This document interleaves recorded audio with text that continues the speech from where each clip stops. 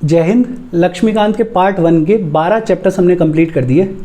आज से हम शुरू कर रहे हैं बुक का पार्ट 2 सिस्टम ऑफ गवर्नमेंट, और पार्ट 2 में 5 चैप्टर्स प्रोवाइडेड हैं। और मेरा अंदाज़ा ये है कि इन 5 चैप्टर्स को कंप्लीट करने में लगभग 12 से 14 सेशंस लगेंगे। बहुत छोटे छोटे से चैप्टर्स हैं लेकिन बेहद इंपॉर्टेंट हैं। आज अपन बात करेंगे पार्लियामेंट्री सिस्टम के बारे में। दुनिया में जितनी भी डेमोक्रेसीज़ हैं वो या तो पार्लियामेंट्री सिस्टम ऑफ गवर्नमेंट को फॉलो करती हैं या प्रेसिडेंशियल सिस्टम ऑफ गवर्नमेंट को फॉलो करती हैं। ये दोनों क्या हैं उनके बारे में आज अपन बात करेंगे। अच्छा, अपन डेमोक्रेसीज़ की बात कर रहे हैं तो सवाल उठता है व्हाट इज़ डेमोक्रेसी। वैसे तो अपने को समझ में आता है ये टर्म, लेकिन how do you define democracy. अगर क्वेश्चन आ जाए तो डिफाइन कैसे करेंगे, और ये आप लोग मुझे बता रहे हो कमेंट सेक्शन में। गूगल मत करना प्लीज़। गूगल करने की अगर नौबत आए तो अब्राहम लिंकन ने एक बड़ी स्वीट और बड़ी अच्छी सी डेफिनेशन दी है छोटी सी डेमोक्रेसी की, वो देख लेना। दूसरा, आज अपन बात करेंगे फीचर्स ऑफ पार्लियामेंट्री गवर्नमेंट के बारे में, और तीसरा अपन देखेंगे फीचर्स ऑफ प्रेसिडेंशियल गवर्नमेंट। देखो शुरू करते हैं। सबसे पहली बात तो ये कि हमारे कॉन्स्टिट्यूशन में, इंडियन कॉन्स्टिट्यूशन में पार्लियामेंट्री फॉर्म ऑफ गवर्नमेंट की बात की गई है। हमारे देश में पार्लियामेंट्री फॉर्म ऑफ गवर्नमेंट है, और सेंटर में इस पार्लियामेंट्री सिस्टम को गवर्न किया जाता है through article 74 and article 75। Article 74 क्या कहता है? बहुत simply, there shall be council of ministers with the prime minister as the head to aid and advise the president. और ये इंपॉर्टेंट है कि प्रेसिडेंट को एड और एडवाइस देने के लिए हर वक्त काउंसिल ऑफ मिनिस्टर्स होने चाहिए। काउंसिल ऑफ मिनिस्टर्स को हेड करते हैं प्राइम मिनिस्टर। हमारे देश में प्रेसिडेंट की सिचुएशन ये है कि प्रेसिडेंट के पास में अपनी कोई पावर नहीं है। प्रेसिडेंट हर काम काउंसिल ऑफ मिनिस्टर्स की एडवाइस पे करते हैं। कुछ लोग मजाक में ये कहते हैं कि प्रेसिडेंट सिर्फ अपने मन से कपड़े वपड़े पहन सकते हैं, खाना वाना खा सकते हैं, अदरवाइज हर चीज़ के लिए एडवाइस कौन करेगा? Council of ministers. और ये जो एडवाइस है ये बाइंडिंग है प्रेसिडेंट के ऊपर। ये एडवाइस बाइंडिंग है, प्रेसिडेंट मना नहीं कर सकते हैं, माननी ही माननी पड़ेगी। और इसको बाइंडिंग किया गया through 42nd constitutional amendment act and 44th constitutional amendment act. ये बड़ा MCQ टाइप का क्वेश्चन है कि aid and advice to the president की बात किस आर्टिकल में की गई है? आर्टिकल 74। और बाइंडिंग किसके थ्रू किया गया है? 42nd और 44th कॉन्स्टिट्यूशनल अमेंडमेंट एक्ट के थ्रू। आर्टिकल 75 क्या कहता है? The prime minister shall be appointed by the president, कि प्राइम मिनिस्टर को प्रेसिडेंट अपॉइंट करेंगे। लेकिन प्रेसिडेंट किसी को भी अपॉइंट नहीं कर सकते हैं। मेजॉरिटी पार्टी रूल है। जो पार्टी चुनाव जीत के आएगी, जिसको मेजॉरिटी मिलेगी, उसके लीडर को, वो पार्टी जिस आदमी को प्राइम मिनिस्टर बनाना चाहती है उसको अपॉइंट करेंगे प्रेसिडेंट। एंड अदर मिनिस्टर्स की अगर बात करें तो अदर मिनिस्टर्स को भी अपॉइंट कौन करेगा? प्रेसिडेंट। लेकिन अदर मिनिस्टर्स को अपॉइंट किया जाएगा by the president on the advice of the prime minister. ये हुई आर्टिकल 74 और 75 की बात। सेंटर में पार्लियामेंट्री सिस्टम को गवर्न करते हैं 74 और 75। स्टेट्स में पार्लियामेंट्री सिस्टम को गवर्न किया जाता है थ्रू आर्टिकल 163 एंड 164। और आर्टिकल 163 और 164 ऑलमोस्ट आर्टिकल 74 और 75 की भाषा बोलते हैं। फ़र्क सिर्फ इतना सा है कि 74 और 75 में जहाँ जहाँ प्राइम मिनिस्टर लिखा हुआ है उसको रिप्लेस कर दो, और 163 और 164 में प्राइम मिनिस्टर की जगह लिख दो चीफ मिनिस्टर, और जहाँ जहाँ लिखा हुआ है प्रेसिडेंट वहाँ रिप्लेस करके लिख दो गवर्नर, और आर्टिकल 163 और 164 कंप्लीट हो जाएगा। 163 क्या कहता है? There shall be council of ministers with the chief minister as its head to aid and advise the governor. There shall be council of ministers with the chief minister as the head to aid and advise the governor. ये लिखा गया है article 163 में। और 164 कहता है कि chief minister को अपॉइंट किया जाएगा by the governor. Chief minister को अपॉइंट कौन करेगा? गवर्नर। और वही सेम प्रिंसिपल कि जो पार्टी मेजॉरिटी में होगी उसके कैंडिडेट को अपॉइंट किया जाएगा। और अदर मिनिस्टर्स को अपॉइंट कौन करेगा? गवर्नर, लेकिन किसकी एडवाइस पे? चीफ मिनिस्टर की एडवाइस पे। ये बात हुई आर्टिकल 74, 75, 163 और 164 की। एमसीक्यूज में पूछे जाते हैं क्वेश्चंस, तो ध्यान रखना कि कौन सा आर्टिकल क्या कह रहा है। अच्छा, दुनिया भर में जितनी भी डेमोक्रेटिक गवर्नमेंट्स हैं वो दो तरीके से ऑपरेट करती हैं, या तो होगा पार्लियामेंट्री सिस्टम और या होगा प्रेसिडेंशियल सिस्टम ऑफ गवर्नमेंट। दोनों में फ़र्क क्या है? देखो, पार्लियामेंट्री सिस्टम में executive is responsible to the legislature for its policies and acts. Executive जो है वो लेजिस्लेचर को रिस्पॉन्सिबल है, जवाबदेह है अपनी पॉलिसीज के लिए, अपने एक्ट्स के लिए। फॉर एग्जाम्पल, हमारे यहाँ पे एग्जीक्यूटिव कौन है? Prime minister, council of ministers. और ये एग्जीक्यूटिव जो भी पॉलिसी एक्ट एग्जीक्यूट करेंगे, बनाएंगे, उसके लिए जवाबदेह किसको हैं? पार्लियामेंट को, लेजिस्लेचर को, इन पर्टिकुलर लोकसभा को। अगर लोकसभा काउंसिल ऑफ मिनिस्टर्स के सहमति में नहीं है, उनके साथ में नहीं है, तो 1 सेकंड लगेगी सरकार गिराने में। लोकसभा लेकर आएगी नो कॉन्फिडेंस मोशन, जिसके बारे में आजकल बातचीत चल रही है, और नो कॉन्फिडेंस मोशन पास हुआ, सरकार गिर जाएगी। तो बेसिक प्रिंसिपल है पार्लियामेंट्री सिस्टम का कि एग्जीक्यूटिव जो है वो लेजिस्लेचर को जवाबदेह है। हमारे यहाँ पे पार्लियामेंट को, इन पर्टिकुलर लोकसभा को, लोकसभा साथ है तो सरकार है, लोकसभा ने अगर नो कॉन्फिडेंस मोशन पास कर दिया तो सरकार गिर जाएगी।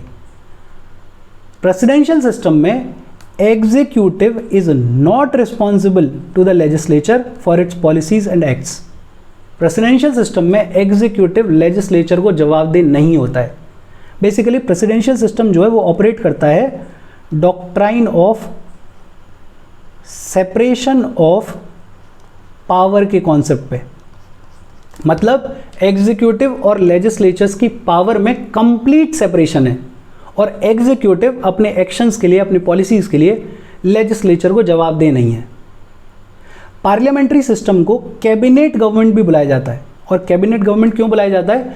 क्योंकि कैबिनेट जो है वो मेन पावर सेंटर होती है पार्लियामेंट्री गवर्नमेंट में। मेन पावर सेंटर कौन है? कैबिनेट। देखो होता क्या है, एक होता है कैबिनेट मिनिस्टर्स। सबसे इंपॉर्टेंट जो होते हैं पार्लियामेंट्री सिस्टम में वो होते हैं कैबिनेट मिनिस्टर्स, जैसे home minister, defence minister, external affairs ministers, finance ministers. ये जो कुछ इंपॉर्टेंट मिनिस्टर्स हैं ये होते हैं कैबिनेट मिनिस्टर्स। छोटी सी बॉडी होती है 15-20 लोगों की। इसके अलावा भी मिनिस्टर्स होते हैं, जैसे मिनिस्टर ऑफ स्टेट, जैसे डेप्यूटी मिनिस्टर्स। और इन सबको मिला दिया जाए, minister of state, deputy ministers और कैबिनेट मिनिस्टर्स, तो इन सबको मिला के बनता है काउंसिल ऑफ मिनिस्टर्स। इस काउंसिल ऑफ मिनिस्टर्स में जो सबसे इंपॉर्टेंट है वो कौन है? Cabinet ministers. ये कैबिनेट मिनिस्टर्स, छोटी सी बॉडी, ये प्राइम मिनिस्टर के साथ रेगुलर टच में रहते हैं, एक्ट्स को, पॉलिसीज़ को डिस्कस करते हैं प्राइम मिनिस्टर के साथ में। और जब फिर एक्ट्स और पॉलिसीज़ लाई जाती हैं, एग्जीक्यूट की जाती हैं, तो ये जितने भी मिनिस्टर ऑफ स्टेट हैं, ये जितने भी डेप्यूटी मिनिस्टर्स हैं, ये इन कैबिनेट मिनिस्टर्स की निगरानी में काम करते हैं, इनकी देखरेख में काम करते हैं। तो पार्लियामेंट्री सिस्टम में जो पावर सेंटर है, जो मेन पावर है, वो कैबिनेट के पास में होती है, कैबिनेट मिनिस्टर्स के पास में होती है। इसलिए इसको कैबिनेट गवर्नमेंट भी बुलाया जाता है, इसको रिस्पॉन्सिबल गवर्नमेंट भी बुलाया जाता है। क्यों? क्योंकि एग्जीक्यूटिव अपनी पॉलिसीज़ के लिए, अपने एक्ट्स के लिए, अपने एक्शंस के लिए जवाबदेह है टू द लेजिस्लेचर, रिस्पॉन्सिबल है टू द लेजिस्लेचर, इसलिए रिस्पॉन्सिबल गवर्नमेंट भी बुलाते हैं। इसको Westminster model of government भी बुलाया जाता है। क्यों बुलाया जाता है? क्योंकि पार्लियामेंट्री सिस्टम का उदय, ओरिजिन हुआ ब्रिटेन में, और ब्रिटिश पार्लियामेंट वेस्ट मिनिस्टर नाम की एक जगह पर लोकेटेड है, और इसलिए इसका नाम पड़ गया Westminster model of government. Presidential system को बुलाया जाता है नॉन पार्लियामेंट्री गवर्नमेंट। बड़ा ऑब्वियस है क्यों बुलाते हैं। दूसरा, इसको बुलाते हैं नॉन रिस्पॉन्सिबल गवर्नमेंट, क्योंकि एग्जीक्यूटिव अपने एक्शंस के लिए जवाबदेह नहीं है, रिस्पॉन्सिबल नहीं है to the legislature. Presidential system को fixed executive system of government भी बुलाया जाता है। अच्छा, पार्लियामेंट्री सिस्टम कहाँ कहाँ देखने को मिलता है? ब्रिटेन में, ब्रिटेन में तो ओरिजिन ही हुआ है, जापान में है, कनाडा में है, अपने यहाँ इंडिया में है। प्रेसिडेंशियल सिस्टम कहाँ कहाँ देखने को मिलता है? सबसे बढ़िया एग्जांपल यूएसए, रशिया में है, ब्राज़ील में है, श्रीलंका में भी है। अच्छा, पार्लियामेंट्री सिस्टम जो है इसमें over the period of time prime minister की इंपॉर्टेंस बहुत ज़्यादा बढ़ गई है। प्राइम मिनिस्टर बहुत इंपॉर्टेंट फिगर हो गया है पार्लियामेंट्री सिस्टम ऑफ गवर्नमेंट में, और इसलिए British political experts, constitutional experts ये कहते हैं prime minister is the Primus inter Paris, मतलब फर्स्ट अमंग इक्वल्स। अगर कैबिनेट को देखें तो कैबिनेट में सारे ही मिनिस्टर्स हैं, होम मिनिस्टर है, फाइनेंस मिनिस्टर है, एक्सटर्नल अफेयर्स मिनिस्टर्स हैं, प्राइम मिनिस्टर है, प्राइम मिनिस्टर भी एक मिनिस्टर ही है, तो ये सारे बराबर ही हैं। लेकिन बराबर होने के बावजूद भी सबसे ऊपर नाम किसका आता है? प्राइम मिनिस्टर का। सबसे ऊपर किसको रखा जाता है? प्राइम मिनिस्टर को। इसलिए prime minister is described as first among equals, primus inter pares. और क्योंकि प्राइम मिनिस्टर की बेहद इंपॉर्टेंस है, इसलिए पार्लियामेंट्री सिस्टम ऑफ गवर्नमेंट को प्राइम मिनिस्ट्रियल गवर्नमेंट भी बुलाया जाता है। ये बात हुई डेमोक्रेटिक गवर्नमेंट्स की। इसके बाद है फीचर्स ऑफ पार्लियामेंट्री गवर्नमेंट, और पहला फीचर है पार्लियामेंट्री गवर्नमेंट में एक होते हैं नॉमिनल एग्जीक्यूटिव और एक होता है रियल एग्जीक्यूटिव। नॉमिनल एग्जीक्यूटिव जिनको दिखाने के लिए बिठाया हुआ है, पावर कोई नहीं है इनके पास में। जैसे हमारे यहाँ पे नॉमिनल एग्जीक्यूटिव हैं प्रेसिडेंट, दिखाने के लिए तो ये हेड ऑफ द स्टेट हैं। हेड ऑफ द स्टेट कौन है? प्रेसिडेंट। दिखाने के लिए तो ये फर्स्ट सिटीजन है हमारे कंट्री के, लेकिन एक्चुअल में इनके पास में कोई पावर नहीं है। नॉमिनल एग्जीक्यूटिव है। नॉमिनल एग्जीक्यूटिव को डी जूरी एग्जीक्यूटिव भी बुलाया जाता है। डी जूरी मतलब इन लॉ, कि कानून के हिसाब से देखोगे तो हेड ऑफ द स्टेट कौन? प्रेसिडेंट। फर्स्ट सिटीजन कौन? प्रेसिडेंट। लेकिन एक्चुअल में पावर कोई नहीं है इनके पास में। टाइटुलर एग्जीक्यूटिव भी बुलाया जाता है कि टाइटल तो इनको बड़े बड़े दे दिए गए लेकिन एक्चुअल पावर नहीं दी गई है। एक्चुअल पावर होती है रियल एग्जीक्यूटिव के पास में, और रियल एग्जीक्यूटिव हमारे यहाँ पे कौन है? Prime minister. सारी पावर किसके पास में? प्राइम मिनिस्टर के पास में। हेड ऑफ द गवर्नमेंट कौन है? Prime minister.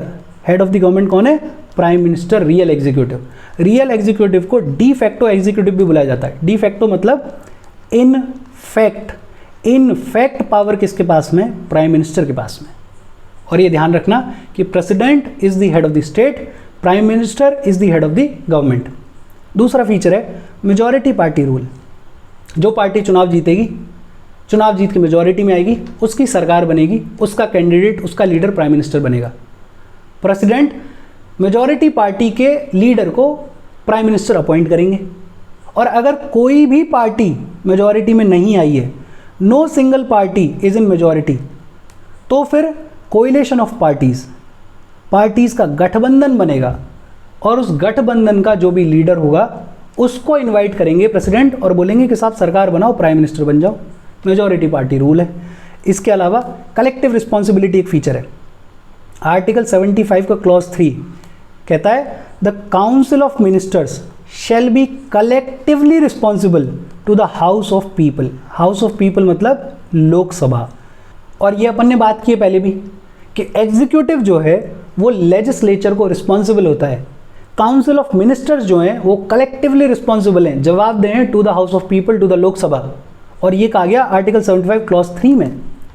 अगर लोकसभा का समर्थन नहीं है तो काउंसिल ऑफ मिनिस्टर्स के अगेंस्ट में ला दिया जाएगा नो कॉन्फिडेंस मोशन और सरकार गिरा दी जाएगी। काउंसिल ऑफ मिनिस्टर्स के लिए कहा जाता है they swim and sink together, कि साथ में तैरते हैं और साथ में डूबते हैं। फोर्थ फीचर है पॉलिटिकल होमोजेनिटी।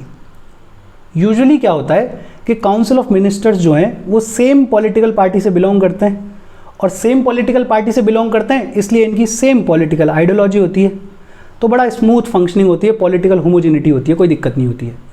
और अगर कोएलिशन गवर्नमेंट है, दो या दो से ज़्यादा पॉलिटिकल पार्टीज़ ने मिलकर सरकार बनाई है, तो इनके बीच में कंसेंसस होता है, इनका कोई कॉमन मिनिमम प्रोग्राम होता है, सहमति होती है इनकी कि हाँ हमें इन प्रिंसिपल्स पे काम करना है, तो पॉलिटिकल होमोजेनिटी बनी रहती है। फिफ्थ फीचर है डबल मेंबरशिप। मिनिस्टर्स जो भी होते हैं वो लेजिस्लेटिव फंक्शन भी परफॉर्म करते हैं और एग्जीक्यूटिव फंक्शन भी परफॉर्म करते हैं। जितने भी मिनिस्टर हैं, चाहे डिफेंस हो, चाहे होम हो, चाहे एक्सटर्नल अफेयर्स हो, ये पार्लियामेंट में बैठते हैं, लोकसभा या फिर राज्यसभा जिसके भी मेंबर हैं वहाँ बैठते हैं, पार्टिसिपेट करते हैं, कोई पॉलिसी हो, कोई एक्ट हो, उस पर वोट करना हो तो वोट करते हैं, लेजिस्लेचर का पार्ट हैं, और जब उन एक्ट्स को, उन पॉलिसीज़ को एग्जीक्यूट करने की बारी आती है तो एग्जीक्यूट भी करते हैं। तो ये डबल मेंबरशिप लेजिस्लेचर और एग्जीक्यूटिव दोनों का पार्ट है। आर्टिकल 75 क्लॉज 5 में ये कहा गया कि अगर कोई मिनिस्टर 6 कॉन्जिक्यूटिव मंथ से किसी भी हाउस का मेंबर नहीं है तो वो मिनिस्टर नहीं रह सकता। अगर कोई भी आदमी 6 महीने तक ना तो लोकसभा का मेंबर है और ना राज्यसभा का मेंबर है तो वो मिनिस्टर भी नहीं रह सकता। इसमें एक केस ये भी हो सकता है, सपोज करो प्राइम मिनिस्टर किसी आम आदमी को जो कि ना लोकसभा का मेंबर है ना राज्यसभा का मेंबर है और उसे अपने कैबिनेट में मिनिस्टर बना दें। बना तो सकते हैं, कोई दिक्कत नहीं है, लेकिन विद इन 6 मंथ्स उसको या तो लोकसभा का मेंबर बनना पड़ेगा या राज्यसभा का मेंबर बनना पड़ेगा। और यूजुअली होता ये कि राज्यसभा का मेंबर बना दिया जाता है, राज्यसभा में अपॉइंट कर दिया जाता है, क्योंकि लोकसभा का तो इलेक्शन हो गया तो लोकसभा का तो चांस गया। ये कहा गया है आर्टिकल 75 के क्लॉज 5 में। अगला फीचर है leadership of prime minister. Prime minister जो है वो लीडर हैं, वो काउंसिल ऑफ मिनिस्टर्स को भी लीड करते हैं, पार्लियामेंट के भी लीडर हैं, और जिस पार्टी के वो मेंबर हैं, जो पार्टी पावर में, उसके भी लीडर हैं। प्राइम मिनिस्टर बेहद इंपॉर्टेंट है पार्लियामेंट्री गवर्नमेंट में। प्राइम मिनिस्टर जवाबदेह हैं और प्राइम मिनिस्टर रियल अथॉरिटी हैं, सबके लीडर हैं, देश के लीडर हैं। और इसके बाद है अगला feature dissolution of the lower house. Prime minister को पावर है कि प्राइम मिनिस्टर प्रेसिडेंट को एडवाइस दे सकते हैं और कह देंगे कि लोकसभा को डिसॉल्व कर दो। लोकसभा का टेन्योर पूरा होने से पहले प्राइम मिनिस्टर अगर चाहें तो उसको डिसॉल्व करवा सकते हैं और फ्रेश इलेक्शंस बुला सकते हैं। ये पावर दी गई है अंडर आर्टिकल 85 क्लॉज 2। हो सकता है किसी प्राइम मिनिस्टर को लगे कि लोकसभा का तो टेन्योर पूरा हो रहा है 8 महीने बाद, 6 महीने बाद, लेकिन आज मेरी स्थिति मजबूत है, आज अगर चुनाव होंगे तो ज़्यादा सीट्स आएंगी, तो वो बोल दें प्रेसिडेंट को कि लोकसभा को डिसॉल्व करो और फ्रेश इलेक्शंस करवा दो। ये हुआ भी है 1971 में जो इलेक्शंस हुए, मैडम इंदिरा गांधी ने लोकसभा को डिसॉल्व करवाया और फ्रेश इलेक्शंस कंडक्ट करवा दी 1971 में ही। कल को हो सकता है मोदी साहब बोल दें कि आज मेरी स्थिति मजबूत है, लोकसभा को डिसॉल्व करो और इलेक्शंस करवाओ फटाफट से। अच्छा, पार्लियामेंट्री गवर्नमेंट में मिनिस्टर्स जो हैं वो सीक्रेसी के प्रिंसिपल पे काम करते हैं। आर्टिकल 75 क्लॉज 4 में एक आ गया कि कोई भी मिनिस्टर जब बनेगा, अपने ऑफिस में बैठेगा, तो उससे पहले प्रेसिडेंट जो है वो उनको ओथ दिलाएंगे, oath of office and oath of secrecy. Basically acts, policies बनाई जाएंगी, डिस्कशंस होंगे, तो उन डिस्कशंस को जितना ज़रूरी है सीक्रेट रखा जाए। जो चीज़ें बताई जा सकती हैं उनको बताओ, लेकिन बाकी चीज़ों को सीक्रेट रखा जाए। क्यों? मिनिस्टर है, उसको सब पता है। कल को अगर वो कुछ भी बोलने लग जाए, सिक्योरिटी को हार्म हो सकता है, national security, internal security, peace, सबको नुकसान हो सकता है।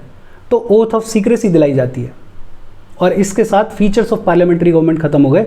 अब अपन बात करेंगे फीचर्स ऑफ प्रेसिडेंशियल गवर्नमेंट के बारे में। और प्रेसिडेंशियल गवर्नमेंट का सबसे बढ़िया एग्जांपल है यूएसए। अमेरिकन प्रेसिडेंट जो है वो हेड ऑफ द स्टेट भी होता है और हेड ऑफ द गवर्नमेंट भी होता है। हमारे यहाँ पे हेड ऑफ द स्टेट होते हैं प्रेसिडेंट और हेड ऑफ द गवर्नमेंट होते हैं पीएम, और सारी पावर होती है प्राइम मिनिस्टर के पास में। प्रेसिडेंट के पास में कोई पावर नहीं होती है। प्रेसिडेंट काम करते हैं काउंसिल ऑफ मिनिस्टर्स की एड और एडवाइस पे। लेकिन प्रेसिडेंशियल गवर्नमेंट में प्रेसिडेंट बेहद पावरफुल होता है और president head of the state भी होता है और हेड ऑफ द गवर्नमेंट भी होता है। अमेरिका के जो प्रेसिडेंट हैं उनको इलेक्ट किया जाता है बाय एन इलेक्टोरल कॉलेज, और इलेक्ट किया जाता है 4 साल के लिए। प्रेसिडेंट को इलेक्ट करने के लिए डायरेक्ट इलेक्शंस होते हैं। हमारे यहाँ पे प्रेसिडेंट को इलेक्ट करने के लिए इनडायरेक्ट इलेक्शंस होते हैं, ये पता होगा आपको। अमेरिका में प्रेसिडेंट को डायरेक्ट इलेक्शंस के थ्रू इलेक्ट किया जाता है 4 साल के लिए। और कांग्रेस जो वहाँ के सीनेट है, वहाँ का जो हाउस ऑफ रिप्रेजेंटेटिव्स है, वो प्रेसिडेंट को रिमूव नहीं कर सकता है। इम्पीच कर सकता है, लेकिन इम्पीच करने का भी जो प्रोसीजर है वो बड़ा ही कॉम्प्लिकेटेड है, बड़ा ही डिफिकल्ट है। और छोटी मोटी चीज़ों के लिए प्रेसिडेंट को इम्पीच भी नहीं किया जा सकता। कोई बहुत ही ज़्यादा बड़ी बात हो गई है, कोई अनकॉन्स्टिट्यूशनल एक्ट कर दी है, तब इम्पीच किया जा सकता है।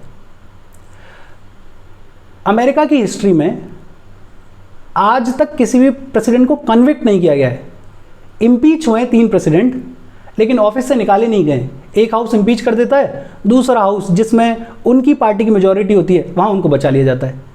3 प्रेसिडेंट जो अमेरिकन हिस्ट्री में इम्पीच हुए हैं उनमें एक हैं एंड्रयू जॉनसन। एंड्रयू जॉनसन को इम्पीच किया गया था 1868 में। दूसरे हैं बिल क्लिंटन। बिल क्लिंटन को इम्पीच किया गया था 1998 में। और तीसरे हैं ट्रंप साहब, और इनके नाम पे बड़ा यूनिक रिकॉर्ड है। इनको 2 बार इम्पीच किया गया, एक बार 2019 में और एक बार 2021 में। लेकिन ये ध्यान रहे कि कोई भी प्रेसिडेंट कन्विक्ट नहीं हुआ है, इम्पीच हो गए एक हाउस में, और जहां उनकी पार्टी की मेजॉरिटी है दूसरे हाउस में वहां उनको बचा लिया गया। अच्छा, यूएस के प्रेसिडेंट के पास में होती है किचन कैबिनेट, अपना एक क्लोज ग्रुप। किचन कैबिनेट में अपनी पसंद के लोगों को प्रेसिडेंट जो है वो अपॉइंट करते हैं। जैसे किसी को वाइस प्रेसिडेंट अपॉइंट किया, किसी को सेक्रेटरी ऑफ स्टेट अपॉइंट कर दिया, किसी को सेक्रेटरी ऑफ ट्रेजरी अपॉइंट कर दिया, किसी को सेक्रेटरी ऑफ डिफेंस अपॉइंट कर दिया, किसी को अटॉर्नी जनरल अपॉइंट कर दिया। और इन जिनको अपॉइंट किया जा रहा है इस कैबिनेट में, किचन कैबिनेट में, वो प्रेसिडेंट को ही जवाब दे हैं। प्रेसिडेंट ही इनको अपॉइंट करता है और प्रेसिडेंट चाहे तो इनको रिमूव भी कर सकता है। इस किचन कैबिनेट के मेंबर्स का कोई लेना देना नहीं है यूएस की कांग्रेस से, ना उनको जवाब देंगे ना उनके लिए रिस्पॉन्सिबल हैं। और ये जो कैबिनेट है ये एडवाइजरी बॉडी है, प्रेसिडेंट को एडवाइस करती है। और ये नॉन इलेक्टेड डिपार्टमेंटल सेक्रेटरीज होते हैं, इलेक्ट नहीं किए जाते हैं, ये नॉन इलेक्टेड होते हैं। प्रेसिडेंट अपनी मर्जी से किसी को भी अपॉइंट कर सकता है। The president and his secretaries are not responsible to the Congress. US का प्रेसिडेंट और उसके सेक्रेटरीज कांग्रेस को रिस्पॉन्सिबल नहीं है, और कांग्रेस के मेंबर भी नहीं होते हैं, और कांग्रेस के किसी सेशन को भी अटेंड नहीं करते हैं। दूसरी तरफ president can not dissolve the house of representatives. House of representatives मतलब हमारे यहाँ का जैसे लोकसभा होता है वैसे वहाँ पे होता है हाउस ऑफ रिप्रेजेंटेटिव्स। तो प्रेसिडेंट जो है वो हाउस ऑफ रिप्रेजेंटेटिव्स को डिसॉल्व भी नहीं कर सकता है। और presidential system of government operate करता है doctrine of separation of power पे। लेजिस्लेचर, जुडिशरी और एग्जीक्यूटिव, इन तीनों ऑर्गन्स के बीच में सेपरेशन ऑफ पावर होता है। पावर पूरी तरह से सेपरेटेड होती है, और एग्जीक्यूटिव जो है वो लेजिस्लेचर को जवाबदेह नहीं होता है। और ये बात हुई प्रेसिडेंशियल गवर्नमेंट की। इसके साथ आज की अपनी बातचीत खत्म। कोई डाउट हो तो please comment. Thank you very much.